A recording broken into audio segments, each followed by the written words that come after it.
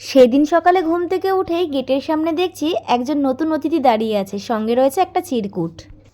দেখো, রাধা গোবিন্দ সেবায় 101 টাকা ঠাকুর মূল্য দান করুন। চিরকুটটা দেখে প্রথমে একটু অবাকই হয়েছিলাম, কারণ বিয়ের 4 বছর পর এই প্রথম কিন্তু কার্তিক সোনা আমার বাড়িতে আসলো। আর একটা অবাক করা বিষয় কি বলতো, কার্তিক সোনার কিন্তু কোনো বায়না নেই, বিনা বায়নায় আমার বাড়িতে এসেছে। তো এটা ভেবে কিন্তু অনেকটা আনন্দই পেয়েছিলাম যে বাবার অবস্থা বুঝেছে, জানে যে বাবার অবস্থা এখন আর্থিক দিক থেকে খুবই খারাপ, তাই সে কোনো বায়না ছাড়াই শান্তভাবেই কিন্তু আমার বাড়িতে এসেছে।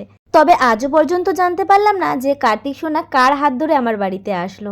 এটা কিন্তু সত্যিই অবাক করা বিষয়। চিরকুট অনুযায়ী এটাই ধরে নিচ্ছি যে রাধা গোবিন্দই কিন্তু আমার কাছে আমার কার্তিক সোনাকে পাঠিয়েছেন। ঠিক সেজন্যই রাধা গোবিন্দের আদেশ মতোই আমার কার্তিক সোনার পুজো সম্পূর্ণ করলাম বিকেল বেলায়। তোমরা সবাই আশীর্বাদ করো খুব তাড়াতাড়ি যেন আমার কোল জুড়ে কার্তিক সোনা আমার ঘরে আসে।